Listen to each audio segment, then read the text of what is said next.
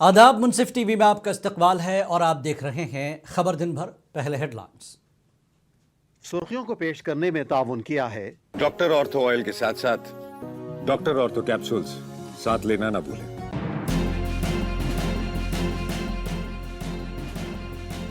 एक 125 साल इंतजार के बाद हिंदुस्तान का विरसा लौट आया है। वज़ीर आज़म मोदी ने गौतम बुद्ध से मुतल्लिक़ आसार की बैनुल-अक़वामी नुमाइश का किया इफ्तिताह।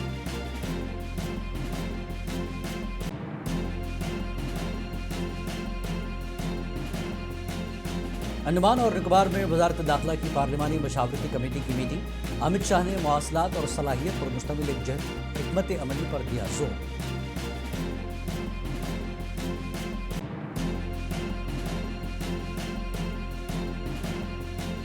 बांग्लादेशी खिलाड़ी को IPL से रिलीज करने BCCI के KKR को हिदायत। हिंदुस्तानी बोर्ड के फैसले पर अपोजिशन जमातों की तनकीद।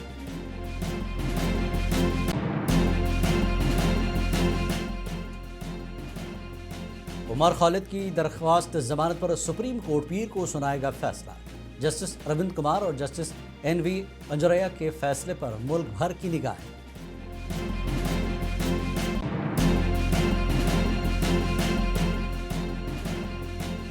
न्यूजीलैंड के खिलाफ वनडे सीरीज के लिए टीम इंडिया का ऐलान। शुभमन गिल की बतौर कप्तान। वापसी सिराज और पंत को भी मिली जगह। और खबरें तफसील से। वज़ीर आज़म नरेंद्र मोदी ने आज नई दिल्ली के राय पिथौरा कल्चरल कॉम्प्लेक्स में गौतम बुद्ध से मुतल्लिक़ आसार की अजीम शान बैनुल-अक़वामी नुमाइश का इफ्तिताह किया। इस मौके पर इज्तिमा से खिताब करते हुए वज़ीर आज़म ने कहा कि 125 साल के इंतज़ार के बाद हिंदुस्तान का विरसा लौट आया है और इसकी विरासत वापस आ गई है। मोदी ने कहा कि आज से मुल्क के लोग गौतम बुद्ध के उन मुक़द्दस आसार का मुशाहिदा कर सकेंगे। PM मोदी ने कहा कि जो लोग बुद्ध के आसार लिए गए थे वो उन्हें बैनुल-अक़वामी बाज़ार में नीलाम करने की कोशिश कर रहे थे, लेकिन हिंदुस्तान के लिए ये आसार मुआशरे का हिस्सा हैं। उन्होंने कहा कि इसीलिए हुकूमत ने नीलामी रोकने का फ़ैसला किया। वज़ीर आज़म ने कहा कि हिंदुस्तान के लिए गौतम बुद्ध के मुक़द्दस आसार महज नमूने नहीं, क्योंकि वो मुल्क के काबिल एहतराम विरसे का हिस्सा हैं।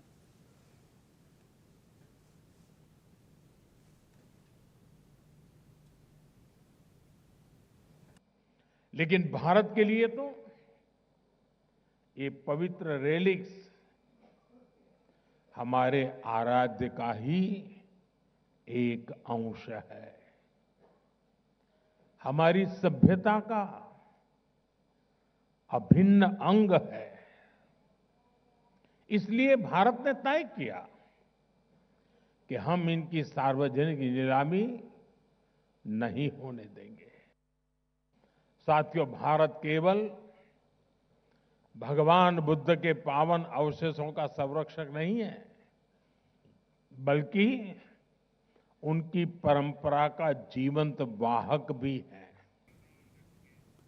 वज़ीर दाखिला अमित शाह ने आज अंडमान और निकोबार जज़ायर में वज़ारत दाखिला की पार्लिमानी मशावरती कमेटी की मीटिंग की सदारत की।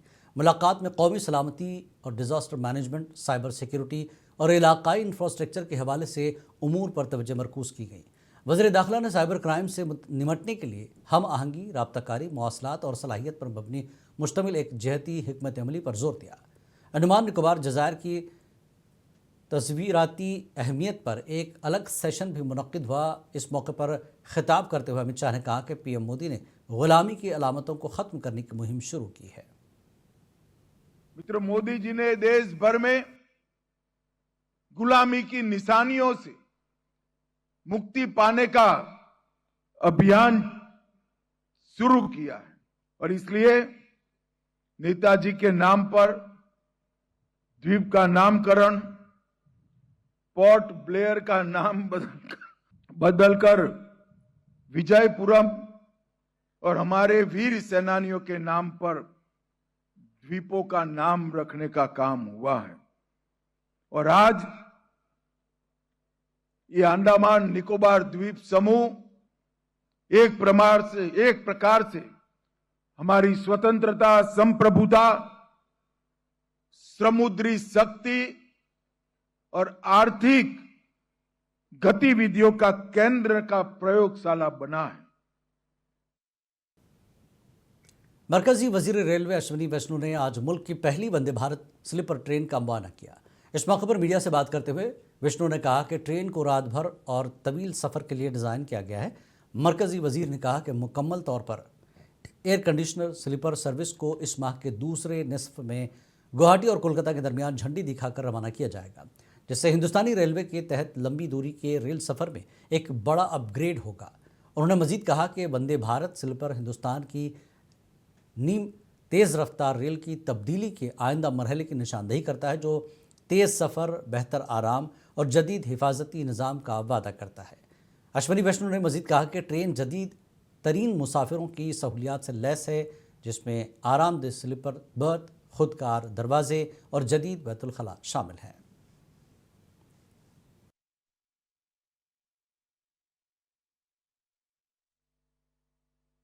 ये एक टोटली नया डिज़ाइन है। 1970s में जैसे राजधानी ने ओवरनाइट एक्सप्रेस एक आई थी, उस के बाद में बहुत बड़ा परिवर्तन वंदे भारत स्लीपर का है, जिसमें आने वाले समय में बहुत एक अच्छा पैसेंजर्स के लिए एक बहुत अच्छा इम्प्रूवमेंट होगा। फूड क्वालिटी पे बहुत विशेष ध्यान दिया गया है और जो बेडशीट की क्वालिटी है, कंबल की क्वालिटी है, उन सब पे ध्यान दे के इस ट्रेन का डिज़ाइन किया गया है। बहुत चीज़ों का ध्यान रखा कि अगर आप रूफ़ से देखना चालू करें, अगर आप सीट के नंबर्स उधर देखिए, लाइट के साथ सीट के नंबर्स हैं, तो रात में भी आराम से देखे जा सके। जितनी धूप हो, जितना व्यक्ति चाहे, उतनी लाइट और उतनी प्राइवेसी प्रोटेक्ट हो सकती है आराम से। पुश बैक का बटन है, हर तरीके से ये अलार्म का है टू स्टॉप ट्रेन, पुराने ज़माने की चीज़ों से बाहर निकल के। सुप्रीम कोर्ट पीर 5 जनवरी को शर्जिल इमाम उमर खालिद और दीगर की तरफ से 2020 के शिमाल मशरक़ी दिल्ली फसादात के पीछे मुबैना बड़ी साजिश से मुताल्लिक़ केस में ज़मानत से इनकार करने के दिल्ली हाई कोर्ट के हुक्म को चैलेंज करने वाली दरख्वास्तों पर अपना फैसला सुनाएगा। जस्टिस अरविंद कुमार और जस्टिस NV अंजरया पर मुश्तमिल बेंच ये फैसला सुनाएगी। जस्टिस अरविंद कुमार की सरबराही में बेंच गुलफशा फातिमा, मीरा हैदर, शिफाउर रहमान, मोहम्मद सलीम खान और शादाब अहमद की दरख्वास्तों पर भी अपना फैसला सुनाएगी। गौरतलब है कि 10 दिसंबर 2025 को सुप्रीम कोर्ट ने तमाम मुल्ज़िमान की दरख्वास्त ज़मानत पर अपना फैसला महफूज कर लिया था।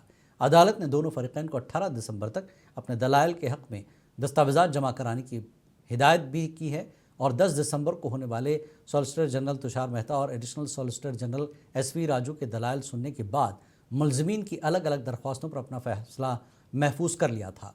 वाज़ेर के सीनियर वकील कपिल सिब्बल, अभिषेक सिंघवी, सिद्धार्थ दुबे, सलमान खुर्शीद और सुधार मुलजिम की तरफ से पेश में हैं।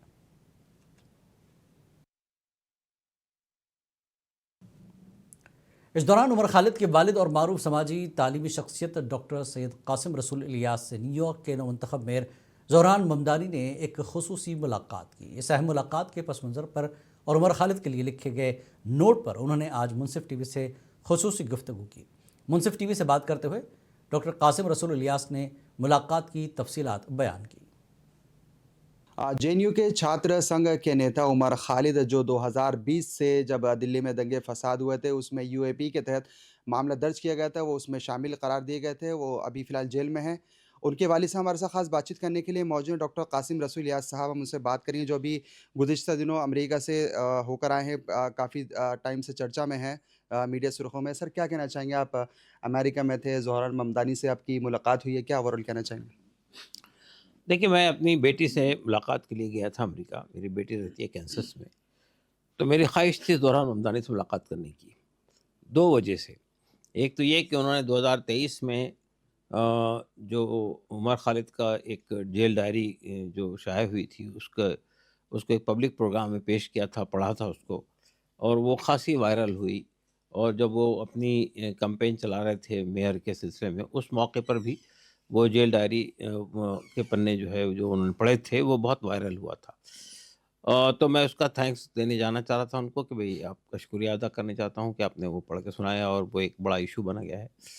और दूसरी बात ये थी कि जिस अंदाज में उन्होंने मेयर का इलेक्शन लड़ा है, बिल्कुल ज़ीरो से शुरुआत की थी और फिर बिलाखिर वो वहाँ के मेयर इलेक्ट हो गए। और जिस तरह के इश्यूज़ को उन्होंने उठाया था, आम इंसानी समाज के चुभते हुए मसाइल को, और जो विज़न पेश किया था न्यूयॉर्क सिटी के लिए, वो बहुत ही प्रभावित था। मैं उससे बहुत प्रभावित था और मैं चाहता था कि मैं उसकी मुबारकबाद दूँ। तो ये दोनों बातों को बुनियाद बनाकर मैंने उनसे वक़्त माँगा था, उन्होंने वक़्त दे दिया। तो तकरीबन 25 मिनट तक हमारी मुलाकात हुई। मैं और मेरी वाइफ़ दोनों मौजूद थे उस मुलाकात में। ये बिल्कुल एक्सक्लूसिव मीटिंग थी और उस मौके पर उन्होंने उमर खालिद का ज़िक्र किया। उन्होंने कहा कि मैं तो उमर को हमेशा याद रखता हूँ और उनके जो जेल के डायरी में जो बातें उन्होंने लिखी थी वो हमको साहस देती है। कई चीज़ों से हम उससे प्रेरणा लेते हैं। तो बहरहाल बहुत लंबी गुफ्तगू रही।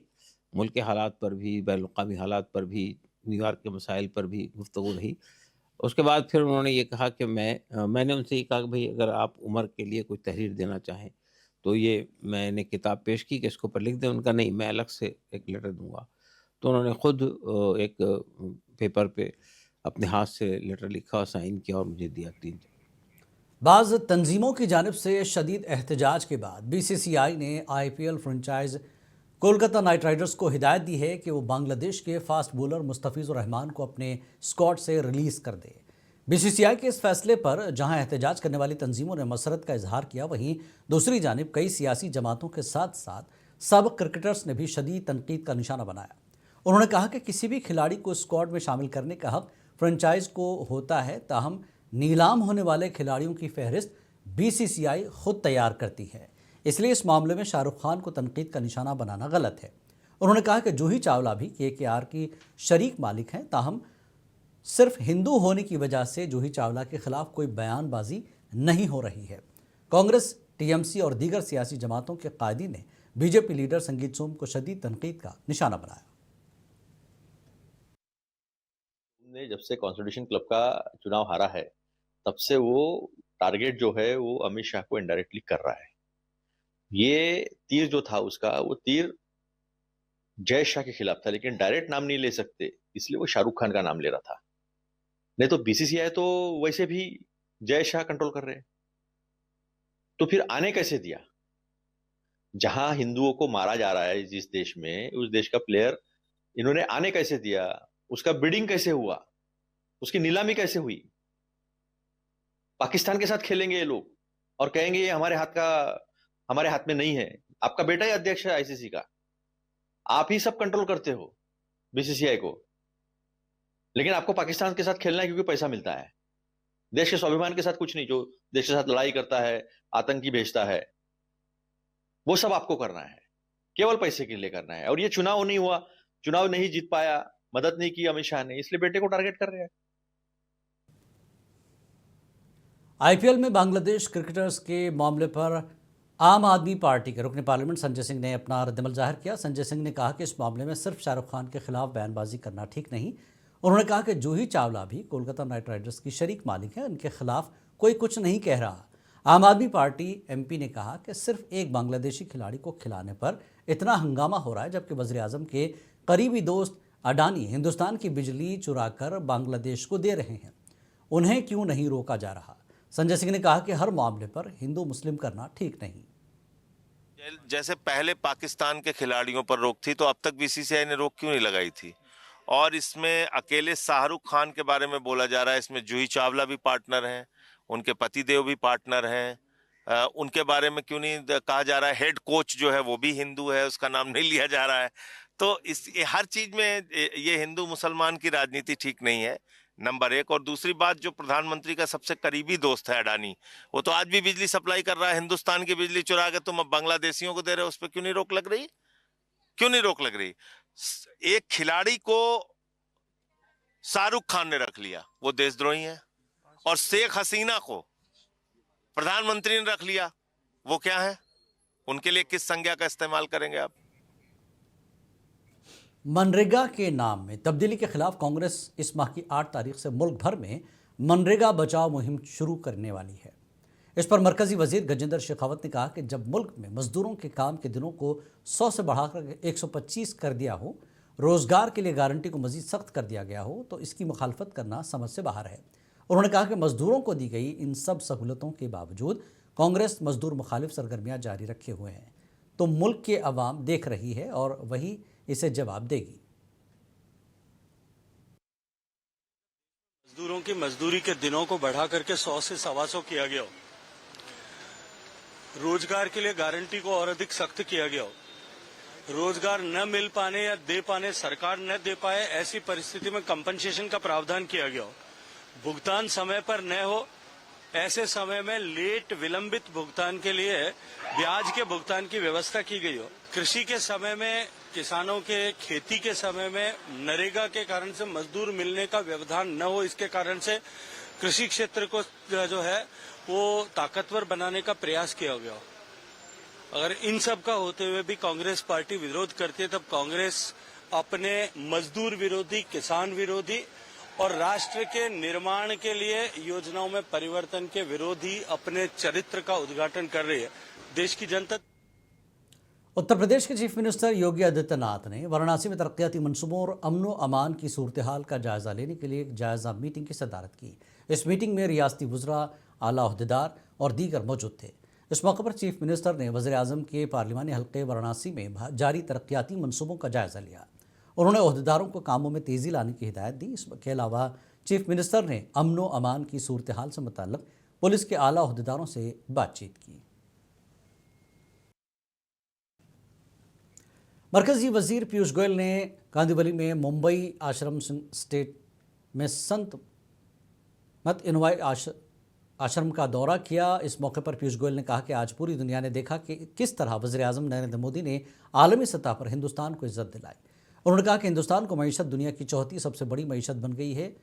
हिंदुस्तान की GDP सबसे तेज़ रफ्तारी से बढ़ रही है। आज पूरी दुनिया ने देखा है कि प्रधानमंत्री मोदी जी ने कैसे भारत का नाम पूरे विश्व में गौरवान्वित किया है, कैसे भारत की अर्थव्यवस्था नई ऊंचाइयों पे पहुंची है, विश्व की चौथी सबसे बड़ी अर्थव्यवस्था बनी है, सबसे तेज गति से आगे बढ़ने वाली GDP अर्थव्यवस्था भारत है। DMK ने आज अवामी शिकायत को दूर करने के लिए एक ऐप लॉन्च की, जिसके ताल्लुक से पार्टी ने दावा किया कि वो असम्बली इंतखाबात से कबल अपने इंतखाबी मंशूर में शामिल करेगी।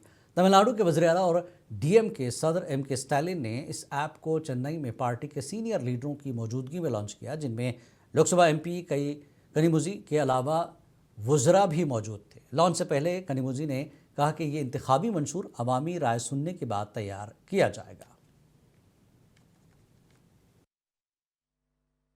திராவிட முன்னேற்ற கழகத்தின் தேர்தல் அறிக்கை தயாரிப்பு குழு இன்று மக்களுடைய பரிந்துரைகளை ஏற்றுக்கொள்வதற்காக கேட்பதற்காக நம்முடைய முதலமைச்சர் मगरबी बंगाल में इस साल असम्बली इंतखाबात होने वाले हैं। इस सिलसिले में तमाम सियासी जमातों ने अपने अपने तौर पर तैयारियां शुरू कर दी हैं, जिसकी वजह से बंगाल का सियासी माहौल गर्मा गया है।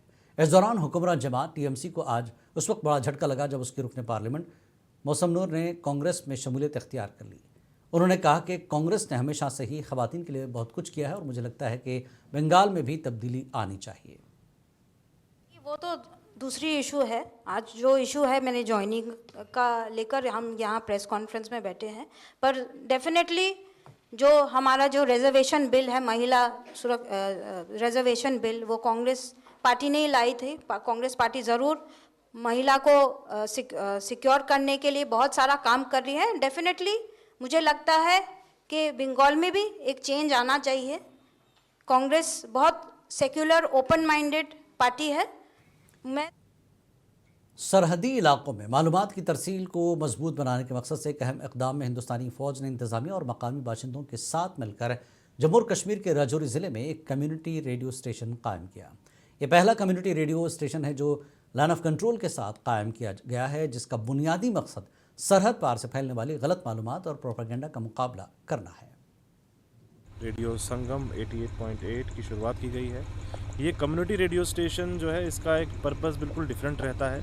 ये community radio station local community के द्वारा ऑन किया जाता है और यहाँ पे जिस तरीके से जो इन्फॉर्मेशन है, एंटरटेनमेंट है और एक प्लेटफॉर्म है, ये तीनों का काम करता है। और साथ में ही कभी भी जब भी कोई प्राकृतिक आपदा हो, जब भी कोई चैलेंजिंग टाइम हो, उस वक्त भी ये ज़िला प्रशासन के लिए एक बहुत बड़ा सपोर्ट की तरह काम करता है, जिससे कि कोई भी इन्फॉर्मेशन ज़िला प्रशासन से गाँव तक पहुँचानी हो या गाँव से कोई भी इन्फॉर्मेशन हमारे को रिसीव करनी हो, उसके लिए भी बहुत एक इन्फॉर्मेशन का ज़रिया। आम आदमी पार्टी मुंबई की सदर प्रीति शर्मा मेनन ने कहा कि बीएमसी इंतखाबात में हमारे 63 उम्मीदवार हिस्सा ले रहे हैं। उन्होंने कहा कि कौमी क़यादत के कई रहनुमा मुंबई का दौरा करेंगे, जबकि साबिक़ चीफ मिनिस्टर आतिशी ने हाल ही में दौरा किया था। उन्होंने कहा कि आज मनीष सिसोदिया हमारे कारकुनों को तरबियत देने और अपने उम्मीदवारों को रहनुमाई फराहम करने के लिए मुंबई पहुंच रहे हैं। आम आदमी पार्टी मुंबई में 2014 के बाद कोई हमने चुनाव नहीं लड़ा, लेकिन हमारे कार्यकर्ता, हमारे कर्मठ कार्यकर्ता, उन्होंने जमीन पे बहुत सेवा की है। अपने अपने वार्ड में उन्होंने काम किए हैं, लोगों के सफाई करवाई है, टॉयलेट्स बनवाए हैं, बहुत मेहनत की है बिना किसी सत्ता में हुए। तो वो कर्मठ कार्यकर्ता जो हमारे हैं, उन्होंने ये चुनाव लड़ना है। हमारे 63 कैंडिडेट हैं मुंबई में और सारे कैंडिडेट्स ने अपनी वार्ड में बहुत काम किया है। उनका बॉडी ऑफ वर्क है, जिसकी वजह से मुझे पूरा यकीन है कि उनको प्रतिसाद जरूर मिलेगा जनता का। और आम आदमी पार्टी शिवसेना यूबीटी की सीनियर लीडर और अपने पार्लियामेंट प्रियंका चतुर्वेदी ने एआई के बेजा इस्तेमाल पर तशवीश का इजहार किया है। प्रियंका चतुर्वेदी ने कहा कि सोशल मीडिया एक्स पर खवातीन को एआई टूल की मदद से हिरासा किया जा रहा है। उन्होंने कहा कि एआई के गलत इस्तेमाल का मसला आईटी मिनिस्टर के सामने भी उठाया था। उन्होंने कहा कि मुझे खुशी है कि इसे तरजीही बुनियादों पर सबके लिए महफूज प्लेटफॉर्म्स के लिए जवाबदेही मुकर्रर किया गया है। देखा कैसे एक्स जो प्लेटफॉर्म है, जिसके अंतर जो पहले ट्विटर होता था, उसके अंतर्गत एक एआई टूल है ग्रॉक करके। ग्रॉक जो टूल है वो एक हेल्पफुल टूल है, वो एक इन्फॉर्मेटिव टूल है अगर उनसे सही इन्फॉर्मेशन पूछी जाए, जिसका सदुपयोग किया जा सके। पर दुरुपयोग उसका हो रहा था, जहां पे फेक अकाउंट्स बनाकर महिलाओं की फोटो लेकर बगैर उनकी परमिशन के, बगैर उनके कंसेंट के उनको मिसयूज किया जा रहा था। और ग्रॉक को ये प्रॉम्प्ट दिए जा रहे थे कि आप उन महिलाओं की। औरंगाबाद में एआईएमआईएम के नाराज पार्टी कारकुनों से इम्तियाज जलील ने कहा कि अगर मुझसे किसी को कोई नाराजगी हो तो मैं सर झुकाकर माफ़ी मांगने के लिए तैयार हूं। उन्होंने कहा कि पार्टी के जो भी फैसले होते हैं वो पार्टी को मजबूत करने के लिए होते हैं। देखिए, मैं आपके जरिए कहना चाहता हूं, इम्तियाज जलील मजलिस का एक बहुत छोटा सा सिपाही है साहब। मुझे असद साहब ने एक जिम्मेदारी दी है। अगर मेरे से अगर किसी की नाराजगी है, मैं अपना सर झुकाकर उनके पेट में मुंडी डालने के लिए तैयार हूँ। उसमें इम्तियाज जलील छोटा नहीं होगा साहब उसमें, क्योंकि मेरा मकसद जो है वो मजलिस को आगे लेके जाने का है। और मैं जैसा आपको ये बताया हूँ उसमें कि जितने भी नाराज लोग हैं, मैं उनको कतई ये नहीं मान रहा हूँ कि वो मजलिस के बाहर है करके। वो पीपुल्स लिबरेशन गोरिल्ला आर्मी के सीनियर कमांडर और अहम माओनवाज लीडर बरसे सुक्का उर्फ देवा ने तेलंगाना के डीजीपी शिवधर रेड्डी के सामने हथियार डाल दिए। देवा कलादम सीपीआई की मुसल्लह शाख PLGA बटालियन नंबर 1 का अहम लीडर था, जिसे तंजीम की सबसे खतरनाक यूनिट समझा जाता था। पुलिस के मुताबिक बरसे देवा के साथ 19 अंडरग्राउंड कैडर्स ने भी सरेंडर किया है। इस पेशरफ्त को रियासत में मानवाज सरगर्मियों के खिलाफ कार्रवाई में बड़ी कामयाबी करार दिया जा रहा है।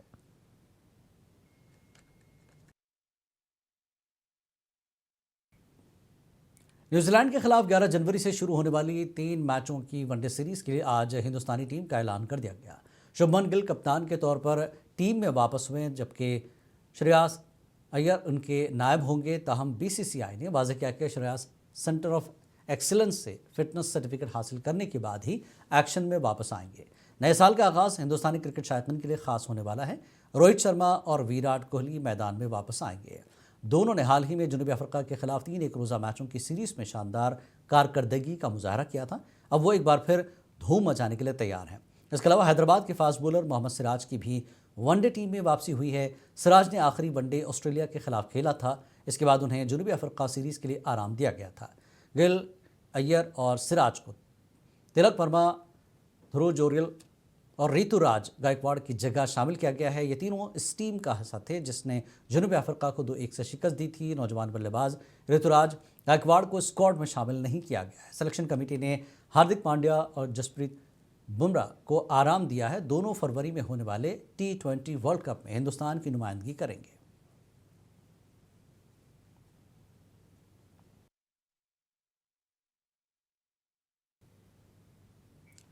वज़ीर-ए-आज़म नरेंद्र मोदी कल वाराणसी में वीडियो कॉन्फ्रेंसिंग के जरिए 72वें कौमी वॉलीबॉल टूर्नामेंट का इफ्तिताह करेंगे। इस माह की 11 तारीख तक मुनक्किद होने वाले टूर्नामेंट में मुख्तलिफ रियासतों और इदारों की नुमाइंदगी करने वाली 58 टीमों के हिस्से के तौर पर 1000 से ज़्यादा खिलाड़ी हिस्सा लेंगे। तवक्को है कि इस टूर्नामेंट से हिंदुस्तानी वॉलीबॉल में मुसाबकत के आला मयार, खेल की महारत और हुनर का मुजाहरा किया जाएगा। ये टूर्नामेंट खेलों के बुनियादी ढांचे को मजबूत बनाने और शहर में एथलेटिक तरक्की को फ़रोग देने पर बढ़ते हुए जोर की निशानदेही करता है। ये अहम सकाफती खेलों के इक़दाम की मेज़बानी में अपने बढ़ते हुए किरदार के साथ हम आहंग और बड़े कौमी इवेंट्स के मरकज़ के तौर पर शहर के प्रोफाइल को मज़ीद बढ़ाता है।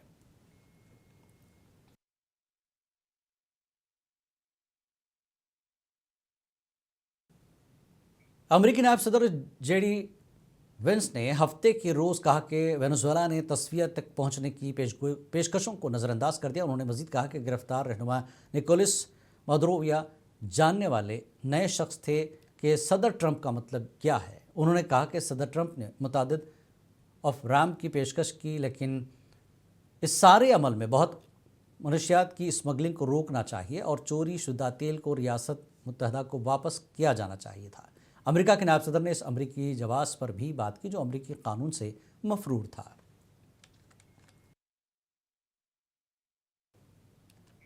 खबर दिन भर में फ़िलहाल इतना ही। आदाब।